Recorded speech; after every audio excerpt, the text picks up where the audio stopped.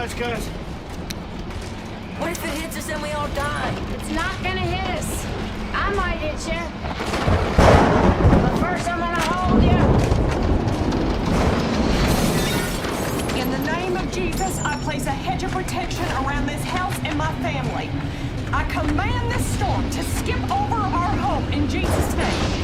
I wish peace to every single person in this room and declare that not one of us will get hurt in this storm.